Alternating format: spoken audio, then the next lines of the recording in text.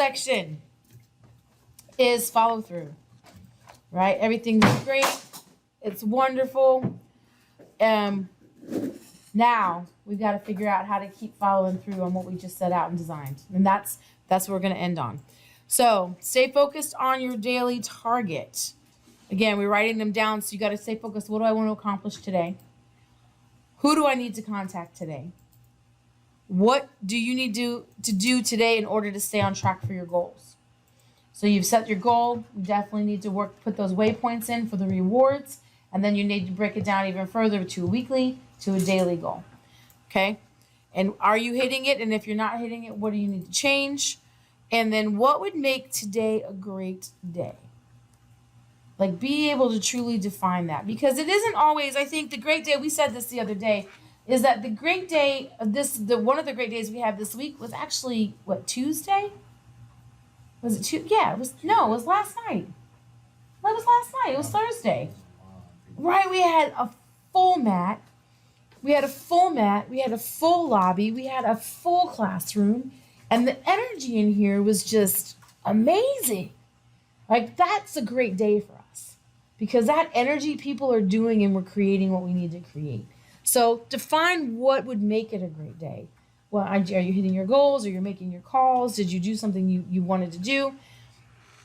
To stay focused on that. And then do the most difficult thing first. We save it for last and go, oops, I ran out of time. I guess I'll have to do that tomorrow, right? I've done that.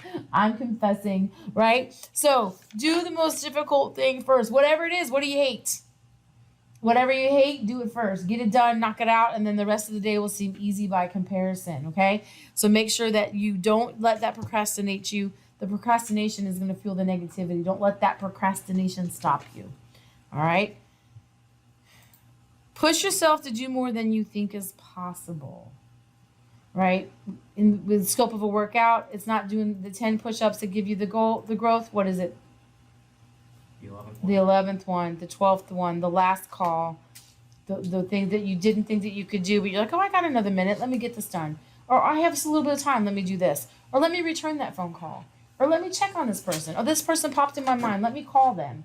Let me call the other 5 people that I thought about this week, right? That's what it is. Do it first. Get it away. Push yourself to do what's more possible. You're going to build the new habits when you do that. And you're going to get rid of the ones that have not been serving you. All right. Next thing. Visit your customers in person when you can. And then again, we've got to frame this in the post-COVID world because, we are living in that world still. I think people appreciate the in-person visits now a little bit more than before because everything's opening back up. But that was what made doing those cold calls fun the other day. Like going around town and like seeing people and talking to people in person again. It actually was kind of fun. I forgot how much I enjoyed that part. When I took the pressure off myself to like create something specific in those moments and just did it as informational and information gathering for myself, it turned into a whole different thing. So no one does it. Everyone relies on text message, emails, and social media. So again, we talked earlier in the day about doing things that will set you apart. This is one of those things. And it's a simple thing. It's a simple thing that you can do.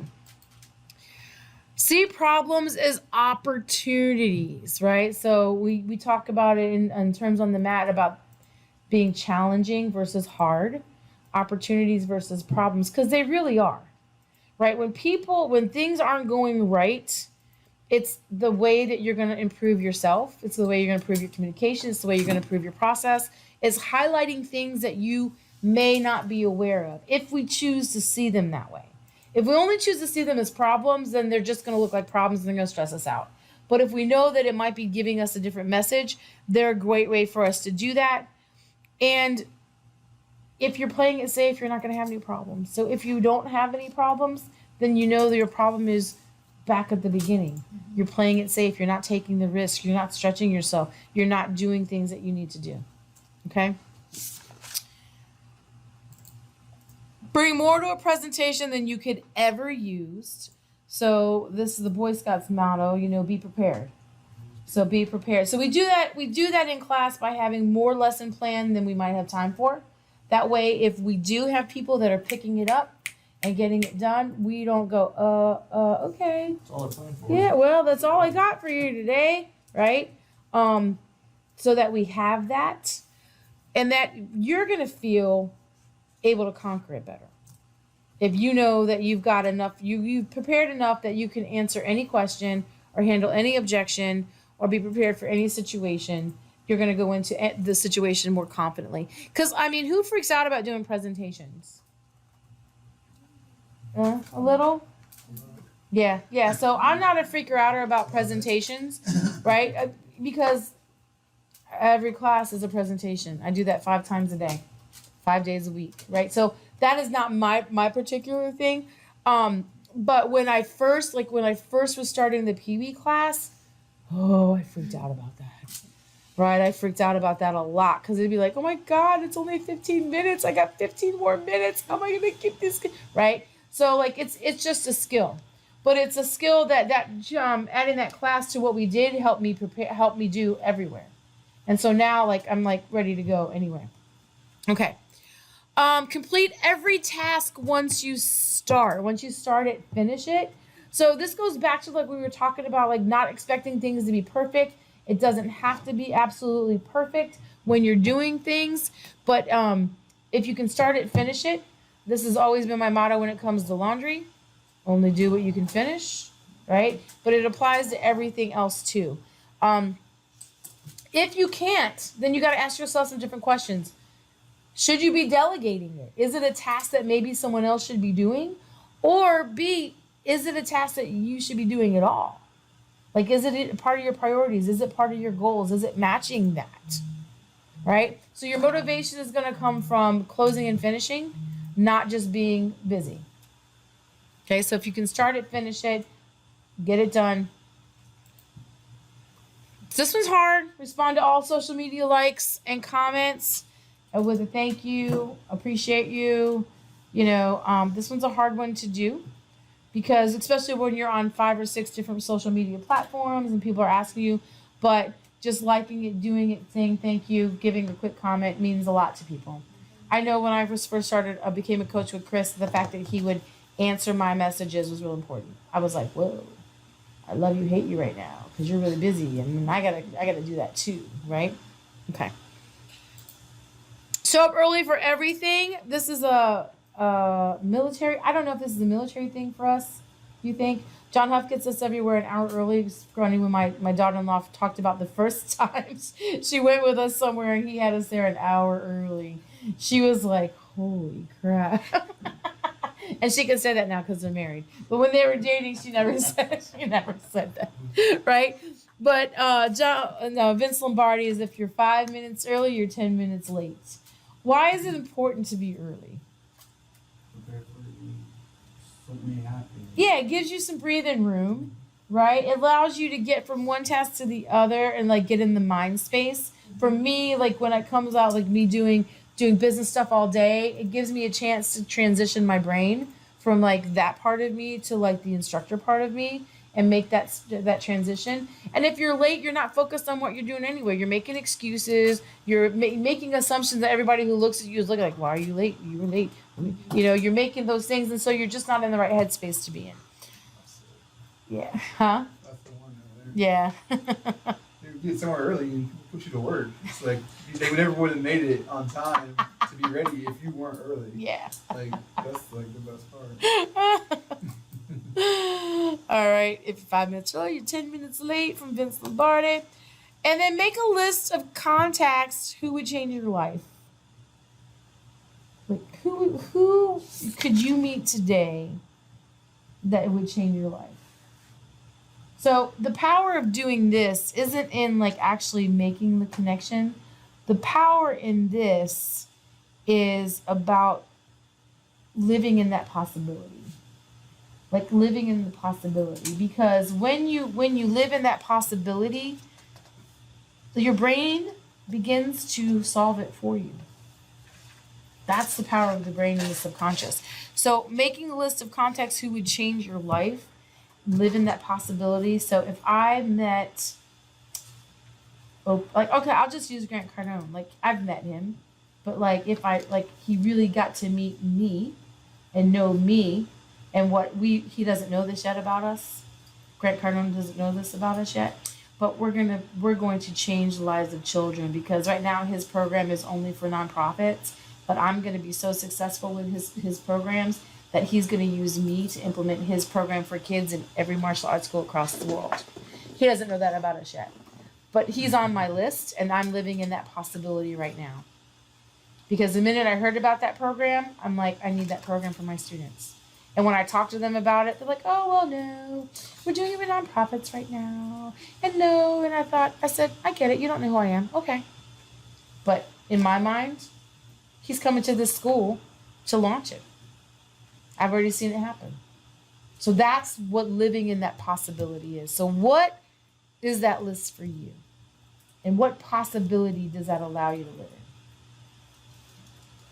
It's interesting, right? Right? Grant. And I already know, like, Chris, but what I want to meet Oprah. I don't want to be your best friend. She's got a best friend. But Oprah would be someone I'd like to live in the possibility of meeting. And George Clooney, just because he's a good guy. Like, he's an activist as well. So, okay. Focus on your results, not your efforts. So I think, like, I don't know, maybe in the last 10 years, everyone's gotten so focused on busy. Like, even kids are busy, right? But they're not productive. And being productive versus busy are two different things. And so focus on the results that your activities are getting you, not how you feel about being busy.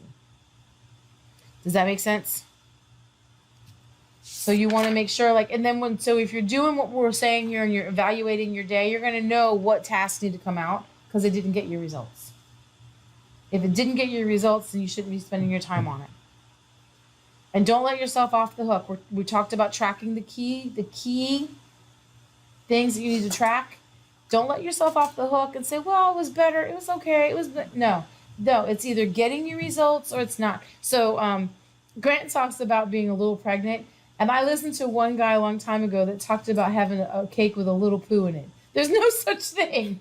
There's either poo in the cake or there's not poo in the cake. You're either pregnant or you're not pregnant. There is no little bit. So don't allow that into your world.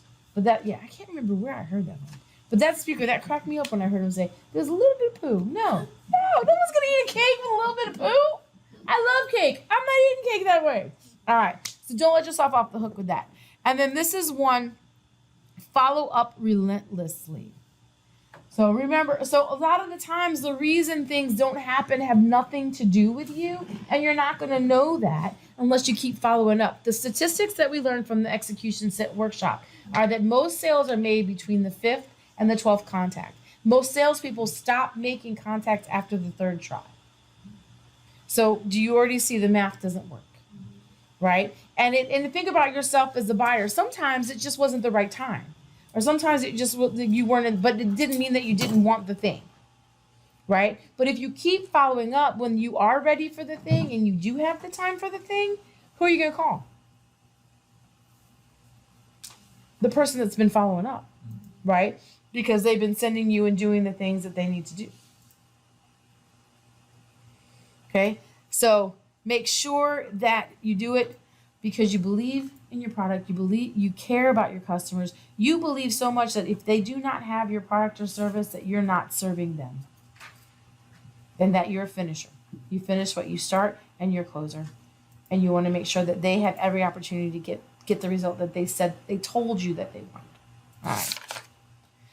All right, now it's your turn again. Think about your daily target. Write down and attach feeling words to this description. What would make it a great day? How would you feel if it was a great day? What would you be experiencing in the great day? And what do you have to see happen today that would make your target worth achieving and make you feel good about yourself?